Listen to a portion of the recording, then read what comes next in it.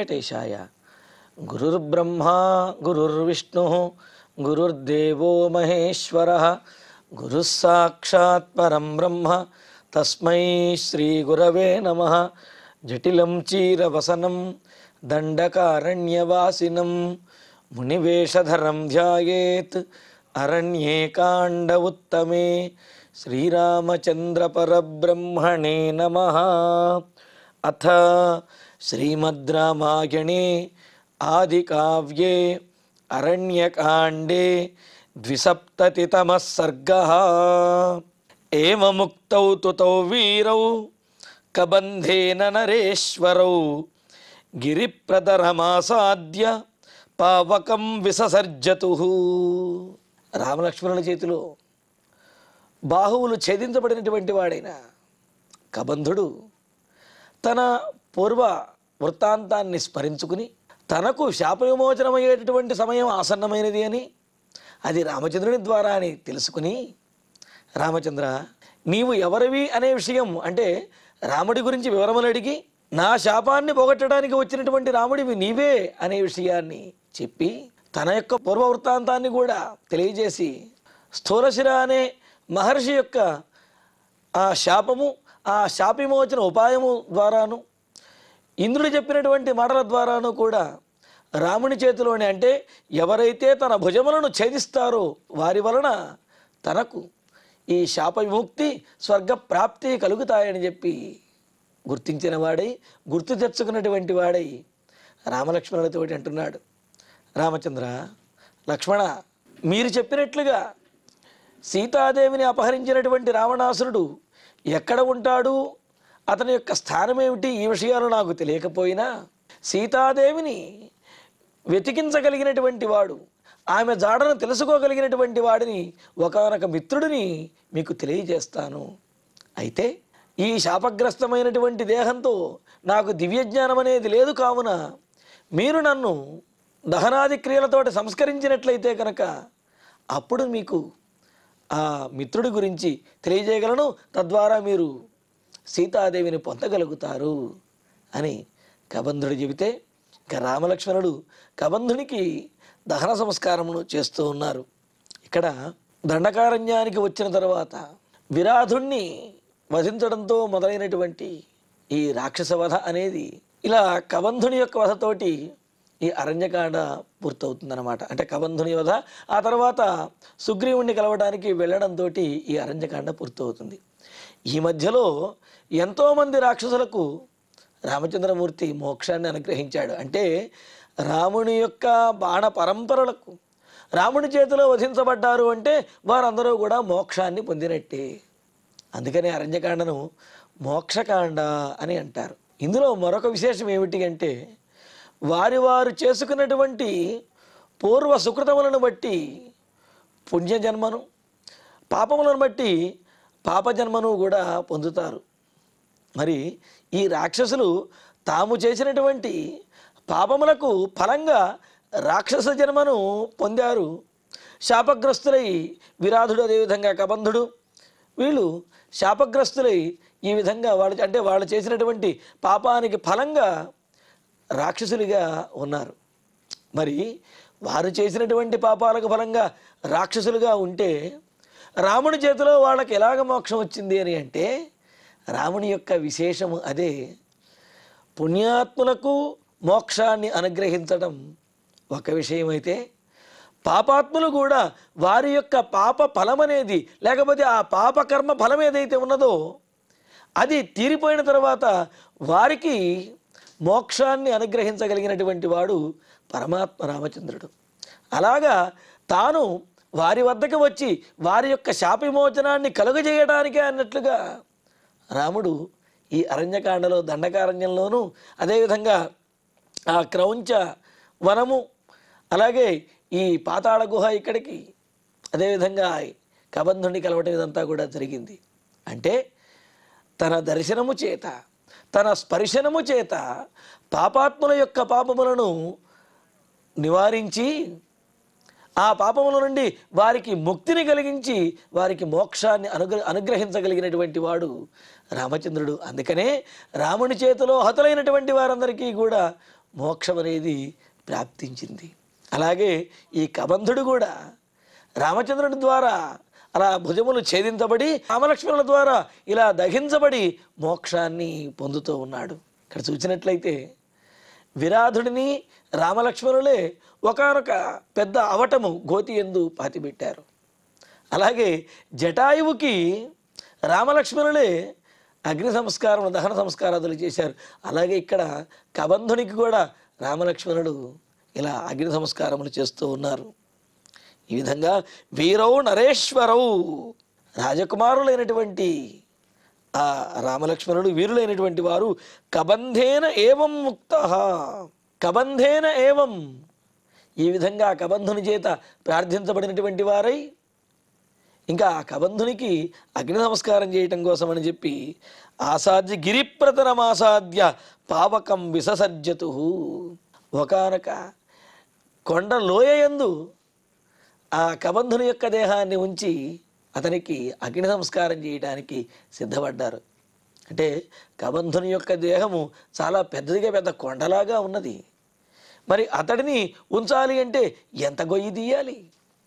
అందుకని ఆ రెండు కొండలకి మధ్య ఉండే లోయ లాంటి భాగం ఏదైతే ఉన్నదో అక్కడ కబంధుణ్ణి ఉంచి ఇంకా లక్ష్మణుడు అక్కడ ఉన్నటువంటి అడవిలో ఉన్నటువంటి కట్టెలన్నీ కూడా తీసుకుని వచ్చాడు. ఆ కట్టెలను ఉంచి ఆ లోయందే కబంధునికి అగ్ని సంస్కారం చేస్తూ ఉన్నారన్నమాట. లక్ష్మణస్తు మహోల్కాభి జ్వలితాభిః సమంతతః చితామాదీపయామాస సా ప్రజ్వాల సర్వతః.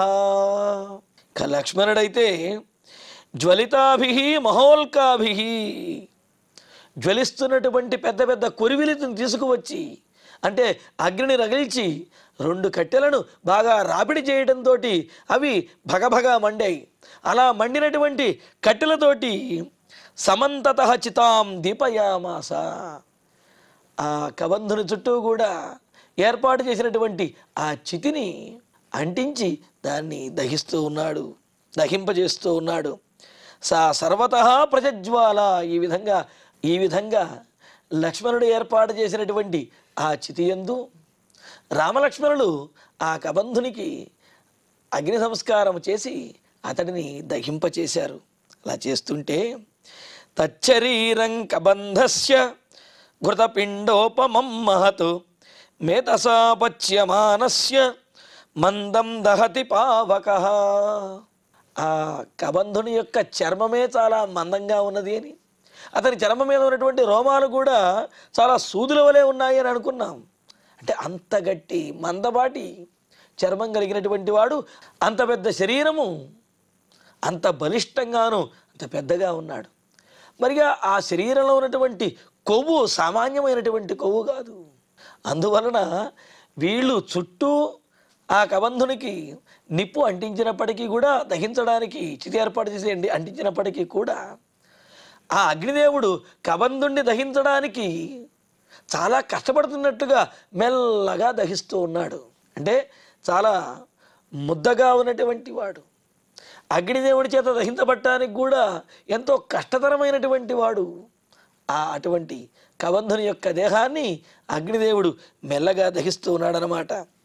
మేధసా పచ్యమానస్య మాంసము చేత కొవ్వు చేత బాగా బలిసి ఉన్నటువంటి వృద్ధి చెందినటువంటి బాగా పెద్దదిగా ఉన్నటువంటి కబంధస్య ఆ కబంధుని యొక్క మహత్ ఘృతపిండోపమం అతని యొక్క శరీరాన్ని పై ఎలా ఉన్నది ఘృతపిండోపమము గడ్డగట్టినటువంటి నెయ్యిలాగా ఉన్నది ఆ కబంధుని యొక్క శరీరం. అలా ఉన్నటువంటి ఆ శరీరాన్ని తచ్చరీరం పావకః మందం దహతి.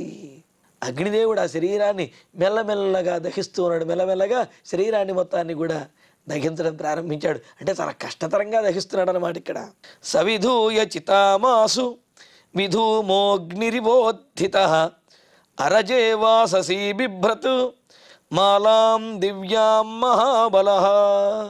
అలా అగ్నిదేవుడు ఆ కబంధుని యొక్క దేహాన్ని దహించిన తర్వాత ఆ చితి నుండి దివ్యమైనటువంటి పురుషుడు ఆకాశంలోకి ప్రత్యక్షమయ్యాడు. అంటే ఆ చితి నుండి అలా పైకి లేచి ఆకాశంలో దివ్యమైనటువంటి పురుషుడు కనిపించాడు. ఎలా ఉన్నాడు?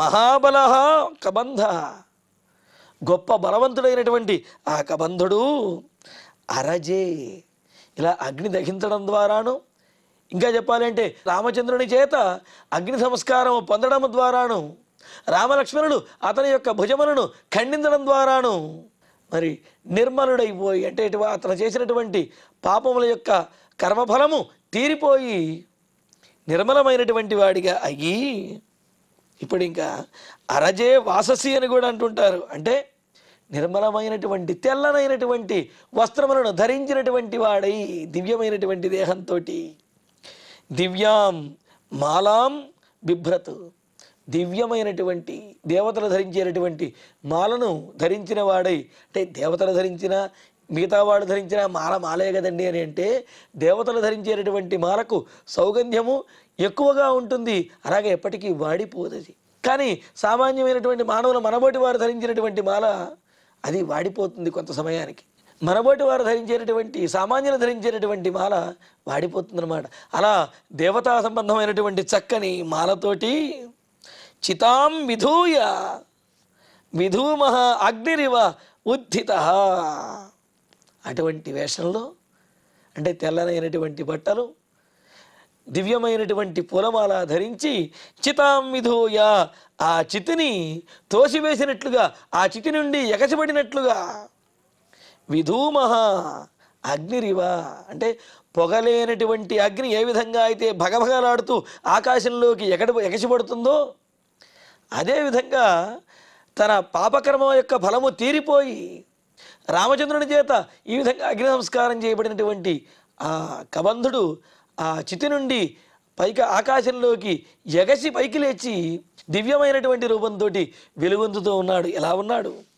తతశ్చితాయ వేగేన భాస్వరో నిర్మలాంబరః ఉత్పపాతాసు సంహృష్టః సర్వప్రత్యంగభూషణః. ఇక కబంధుడు ఆ చితి నుండి పైకి ఎగసిపడి ఒక తేజోవంతమైనటువంటి రూపంతో ఆకాశంలో కనిపిస్తూ ఉంటే ఎలా ఉన్నాడు? భాస్వర, ఎంతో గొప్పగా అగ్నిదేవుడు, అంటే అగ్నిలాగా జ్వలిస్తున్నట్లుగా ఉన్నాడు. నిర్మలాంబర, చక్కటి వస్త్రములను ధరించిన వాడై, సర్వ ప్రత్యంగభూషణ, ప్రతి అవయవమయందు కూడా ఒక ఆభరణం కలిగినటువంటి వాడై. అంటే దేవతలు ఏ విధంగా అయితే ప్రతి అవయవానికి కూడా ఎక్కడ ఏ ఆభరణం ధరించాలో అక్కడ ఆభరణములతోటి వెలుగొందుతూ ఉంటారో, ఆ విధంగా ఈ కబంధుడు కూడా ప్రతి అవయవమయందు కూడా ఆభరణంతో వెలుగొందుతూ చాలా గొప్పగా ప్రకాశిస్తూ సంహృష్ట, ఎంతో ఆనందించినటువంటి వాడై. అంతే కదండి, దివ్య పురుషుడిగా ఉండవలసినటువంటి వాడు రాక్షసుడిగా మారిపోయి దారుణమైనటువంటి రూపాన్ని పొంది, మరి ఇంద్రుడి యొక్క వజ్రాయుధం ఘాతము చేత శిరస్సేమో గుండెల్లోకి, ఆ కాళ్ళేమో పొట్టలోకి చొచ్చుకుపోయి, శిరస్సు లేకుండా కాళ్ళు లేకుండా కేవలం మొండెంతోటే ఉంటూ చూచేవారికి ఒళ్ళు జలధరించే విధంగా అసఖ్యకరంగాను విచిత్రంగాను చాలా దారుణంగాను ఉండేటువంటి రూపాన్ని, ఆ జీవితాన్ని అనుభవించాలి అంటే ఎంత కష్టతరంగా ఉంటుంది. కానీ ఆ జీవితాన్ని అనుభవించి ఆ కర్మఫలం పాపకర్మఫలం తీరిపోయి మోక్షాన్ని మరలా పూర్వం పొందినటువంటి దివ్యమైనటువంటి రూపాన్ని, అదేవిధంగా స్వర్గాన్ని మోక్షాన్ని కనుక పొందేటటువంటి స్థితి వస్తే, ఆ అవకాశం వస్తే ఎంతటి ఆనందం కలుగుతుంది. అందుకని సంహృష్ట, రోమాంచితమయ్యేంతటి ఆనందంతో ముఖంలో ఆ ఆనందపు కళ చాలా స్పష్టంగా తెలుస్తున్నది. అంతటి ఆనందంతో ఉన్నటువంటి వాడై చితాయా ఉత్పపాత, కా చితి నుండి ఆకాశంలోకి ఎగసి అలా ఆకాశంలో మెరుస్తూ ఉన్నాడు. విమానే భాస్వరే తిష్టన్ హంసయుక్తే యశస్కరే ప్రభయాచ మహాతేజ దిశో దశ విరాజయన్. మహాతేజ, గొప్ప తేజస్సంపన్నుడైనటువంటి దివ్యపురుషుడైనటువంటి దివ్య దేహంతో కూడినటువంటి ఆ కబంధుడు యశస్కరే భాస్వరే హంసయుక్తే విమానే, కీర్తివంతమైన గొప్పగా ప్రకాశిస్తున్నటువంటి హంసలతో కూడినటువంటి విమానాన్ని అధిరోహించినటువంటి వాడై. ఇక్కడ హంసలతో కూడినటువంటి విమానాన్ని అధిరోహించాడు అంటే అతడికి రాజయోగం పట్టినట్టు, అతడు ఉత్తమమైనటువంటి స్థితిని పొందినట్లు మనకు ఇటువంటి సన్నివేశం మనకు త్రిజట స్వప్న వృత్తాంతంలో కనిపిస్తూ ఉంటుంది. త్రిజటకు రామచంద్రమూర్తి తాం హంస సహస్రేణ స్వయమాస్థాయ రాఘవ అని చెప్పి అంటూ ఒకానొక పల్లకి లాంటి వాహనము, అది కూడా 1000 హంసలతో కూడి ఉన్నటువంటిది. అటువంటి వాహనంలో రామచంద్రమూర్తి అధిరోహించి ఆకాశంలో విహరిస్తున్నట్లుగాను, సీతాదేవితో కలిసి విహరిస్తున్నట్లుగాను, అందులోనూ 4 దంతములు కలిగినటువంటి ఏనుగు మీద ఎక్కి విహరిస్తున్నట్లుగాను, ఆకాశంలో ఆ చంద్రుణ్ణి స్పర్శిస్తున్నట్లుగాను, అందుకుంటున్నట్లుగాను ఈ విధంగా కనిపించేటప్పటికీ త్రిజట చెబుతుంది, ఇలాగా ఈమె భర్త కనిపించాడు అంటే అతడికి మంచి జరుగుతుంది, అతడి యొక్క కష్టములు తీరిపోతాయి, అలాగే ఈమెకు కూడా మంచి జరుగుతుంది, కావున ఈమెనేమీ అనద్దు అని చెప్పి సీతాదేవిని నిందిస్తున్నటువంటి భయపెడుతున్నటువంటి రాక్షస స్త్రీలతోటి త్రిజట చెబుతుందన్నమాట. మరి ఇక్కడ చూడండి, ఈ సందర్భంలో కబంధుడు అలా రామచంద్రుని చేత అగ్ని సంస్కారాన్ని పొందినటువంటి వాడి ఆ చితి నుండి ఎగసిబడి పైకి లేచి హంసలతో కూడినటువంటి ఒక విమానంలో అధిరోహించి ఆయన విమానంలో కొలువు తీరి ఉన్నటువంటి వాడి తేజోవంతమైనటువంటి శరీరంతో వెలుగొందుతూ ఇంకా దివ్యంగా కనిపిస్తూ ఉన్నాడు. స్వంతరిక్షగతో రామం కబంధో వాక్యమబ్రవీత్ శృణు రాఘవ తత్వేన యథా సీతామవాప్స్యసి. ఇంకా ఆ కబంధుడు ఆ ఆకాశం నుండి దివ్యమైనటువంటి ఆ విమానము నుండి దివ్యమైనటువంటి దేహంతో ఆనందిస్తున్నటువంటి ఆ ముఖంతో రామచంద్రుడితో మాట్లాడుతూ, రామచంద్ర, సీతాదేవి ఏ విధంగా నీకు లభిస్తుందో, సీతాదేవి జాడ ఎలా తెలుస్తుందో, ఆ తెలుసుకునేవాడెవరో, ఎవరి ద్వారా తెలుస్తుందో అతడి గురించి చెబుతాను, జాగ్రత్తగా వినవయ్యా అని ఈ విధంగా చెబుతున్నాడు. మరి సహాయం చేయమని అడిగినప్పుడు సహాయం చేయటం ఒక పద్ధతి, లేదా గెలిచేటటువంటి ఉపాయం చెప్పటం మరొక పద్ధతి. అలా కాకుండా వేరొకరిని ఆశ్రయించమని చెప్పటం మరి ఇది ఇంకొక పద్ధతి. ఇలా ఆశ్రయించమని చెప్పటం కూడా సహాయం అవుతుందా అని అంటే, ఇంతకు ముందు కూడా అనుకున్నాం, ఆ కార్యం తాను సాధించలేకపోయినా, తాను చేయలేకపోయినా ఆ కార్యాన్ని సాధించబెట్టగలిగే వారిని కనుక సూచించినట్లయితే అది గొప్ప సహాయం అవుతుంది. ఎందుకంటే సమయానికి సందర్భానికి సరి అయినటువంటి మాటను సహాయం చేసేవాడు ఎంతో గొప్పవాడు. పైగా కష్టాల్లో ఉన్నప్పుడు బుద్ధి అనేది పూర్తిగా పనిచేయదు. అటువంటి సందర్భంలో సరైన మార్గనిర్దేశనం చేసేటటువంటి వాడు ఎంతో గొప్పవాడు, గొప్ప సహాయం చేసిన వాడే అవుతాడు, అందులో సందేహం లేదు. అందుకనే ఇక్కడ కబంధుడు రాముడికి సహాయం చేసేవాడు, రామకార్యాన్ని సాధించబెట్టగలిగేవాడు ఎవరు అనే విషయాన్ని రాముడికి తెలియజేస్తూ, రామచంద్ర, రాజనీతి నీకు తెలియనిది కాదు, అయినప్పటికీ కూడా ఒకసారి గుర్తు చేస్తాను అని అంటూ, రామషడ్యుక్తయో లోకే యాభిస్సర్వం విమృశ్యతే. రామచంద్ర, విజయాన్ని పొందడానికి, కార్యాన్ని సాధించడానికి 6 యుక్తులు, 6 ఉపాయాలను మనకు రాజనీతి తెలియజేస్తున్నది. ఈ విషయాలు నీకు తెలిసినవే. ఆ రాజనీతిలో ఉన్నటువంటి 6 ఉపాయాల్లో ఒక ఉపాయాన్ని ఆశ్రయించి నీవు నీ కార్యాన్ని సాధించుకోవచ్చును అని అంటున్నాడు కబంధుడు రాముడితోటి. ఏమిటి ఆ 6 ఉపాయాలు అని అంటే మనకు నీతి శాస్త్రంలో తెలియజేస్తున్నారు. సంధిర్నా విగ్రహోయానం ఆసనం ద్వైధమాశ్రయ అని అంటూ షడ్గుణ 6 గుణములు ఉన్నాయి, 6 ఉపాయాలు ఉన్నాయి అంటున్నారు. ఏమిటంటే 1 సంధి, 2 విగ్రహము, 3 యానము, 4 ఆసనము, 5 ద్వైధము, 6 ఆశ్రయము. ఈ విధంగా ఈ 6 ఏదో ఒకదాన్ని ఆశ్రయించి విజయాన్ని పొందొచ్చు, కార్యాన్ని సాధించుకోవచ్చు అంటున్నాడు. అంటే ఇక్కడ చూడండి, సంధి అంటే శత్రువుతోటి కలిసిపోయి, అంటే శత్రువుతో గెలవలేమనే సందర్భం వచ్చినప్పుడు శత్రువుతోటి కలిసిపోయి ఒకటైపోయి స్నేహం చేయటం సంధి అన్నమాట. తెల్ల జెండా ఊపడం అంటుంటారు కదా, అలా అన్నమాట సంధి చేసుకోవటం. ఇక విగ్రహము అంటే ఇది సంధికి వ్యతిరేకం.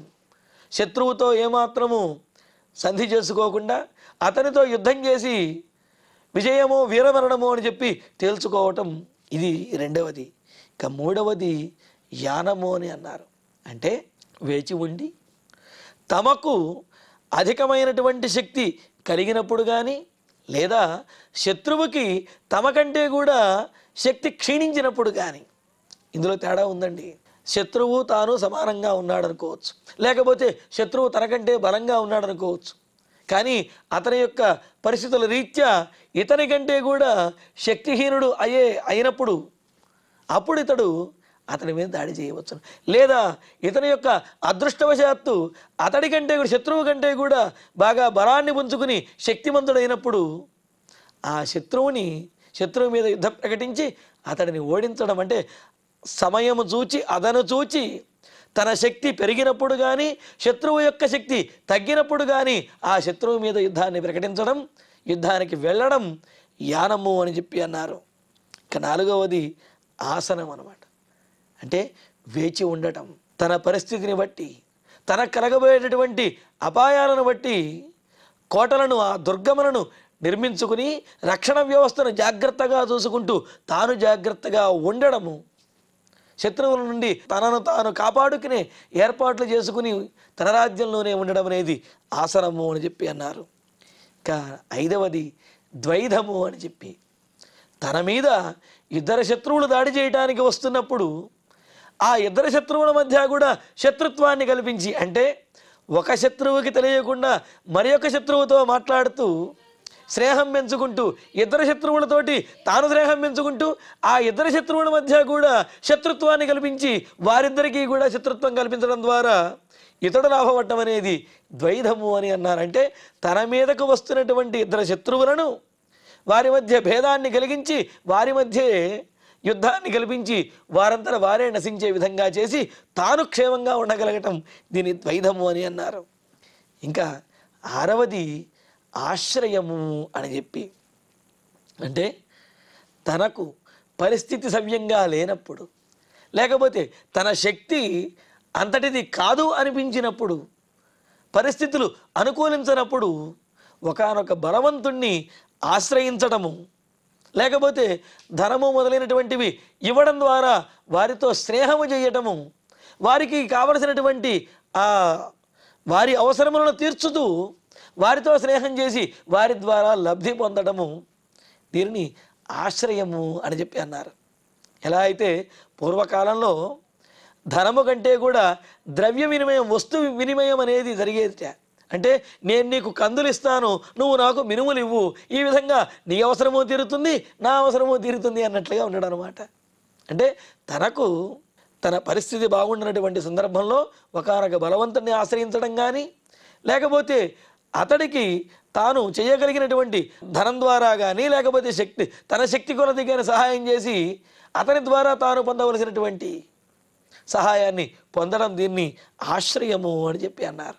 ఇలాగా 6 రకాలైనటువంటి యుక్తులు, రాజనీతి మార్గములు, కార్యసాధక లక్షణములు ఉన్నాయి శాస్త్రంలో. వీటిల్లో ప్రస్తుతము నీవు ఆశ్రయమును అవలంబించి నీ కార్యాన్ని సాధించుకోవాలి రామచంద్ర అని అంటున్నాడు. అంటే నేను చెప్పినటువంటి మిత్రుడిని కలిసి అతడి యొక్క సహాయంతో నీవు సీతాదేవిని పొందగలుగుతావు అని అంటూ, పరిమృష్టో దశాంతేన దశాభాగేన సేవ్యతే. ఎందుకనంటే రామచంద్ర, నీ యొక్క స్థితి ఇప్పుడు సవ్యంగా లేదు. నీవు రాజ్యాన్ని కోల్పోయావు, అంతేకాదు సీతాదేవిని కోల్పోయి దుఃఖంలో ఉన్నావు. కావున ఈ సందర్భంలో నీకు సహాయం చేసి నీకు సీతాదేవిని వెతికిపెట్టేటటువంటి ఒకానొక మిత్రుణ్ణి నీవు ఆశ్రయించడం అనేది ఈ సందర్భంలో ఏమాత్రమో దోషము కాదు, అది రాజనీతిలో కూడా తెలియజేసినటువంటి విషయమే. కావున నేను చెప్పినటువంటి మిత్రుణ్ణి ఆశ్రయించు అని. కావున నేను చెప్పినటువంటి మిత్రుడిని ఆశ్రయించి అతడితో స్నేహం చేసి నీ కార్యాన్ని సాధించుకునవచ్చును అని కబంధుడు రామచంద్రమూర్తికి, మరి ఆ దివ్యమైనటువంటి దేహాన్ని పొందినటువంటి వాడై రామచంద్రమూర్తికి తెలియజేశాడు. ఈ విధంగా మరి రాముడు కబంధుడు చెప్పిన విధంగా సుగ్రీవుణ్ణి ఏ విధంగా కలిశాడు, అదేవిధంగా సుగ్రీవుణ్ణి కలిసే ముందు మరి ఒకరిని కూడా కలుస్తారు. వారు ఎవరు అనే విశేషాలను తర్వాతి ప్రవచనాలు తెలుసుకుందాము. ఇక ఇప్పుడు శ్లోకాలను పారాయణ చేసుకుందాము.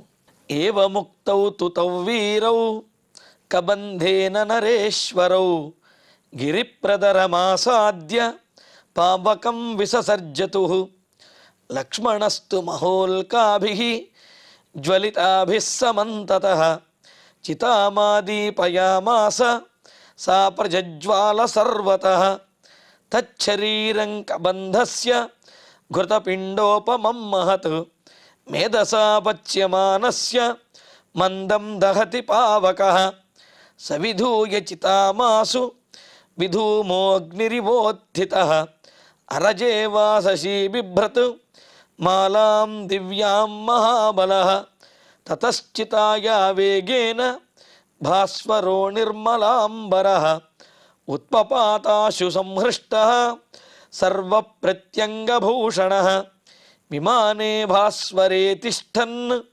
హంసయుక్తే యశస్కరే ప్రభయా చ మహాతేజ దిశో దశ విరాజయన్ సోంతరిక్షగతో రామం కబంధో వాక్యమబ్రవీత్ శృణు రాఘవ తత్వేన యథా సీతామవాప్స్యసి రామషడ్యుక్తయో లోకే యాభిః సర్వం విమృశ్యతే పరిమృష్టో దశాంతేన దశాభాగేన సేవ్యతే. ఇత్యార్షే శ్రీమద్ రామాయణే ఆదికావ్యే అరణ్యకాండే ద్విసప్తతితమే సర్గే అష్టౌ శ్లోకాః. ఇక ఇప్పుడు క్షమాప్రార్థన మంగళాంతంగా ఈనాటి ప్రవచన పారాయణ కార్యక్రమాన్ని పరిపూర్ణం చేసుకుందాం. యదక్షరపదభ్రష్టం మాత్రాహీనం తు యద్భవేత్ తత్సర్వం క్షమ్యతాం దేవ నారాయణ నమోస్తుతే. కాయేన వాచా మనసేంద్రియైర్వా బుద్ధ్యాత్మనా వా ప్రకృతే స్వభావాత్ కరోమి యద్యత్ సకలం పరస్మై నారాయణాయేతి సమర్పయామి. శ్రియః కాంతాయ కళ్యాణ నిధయే నిధయేర్ధినాం శ్రీవేంకట నివాసాయ శ్రీనివాసాయ మంగళం.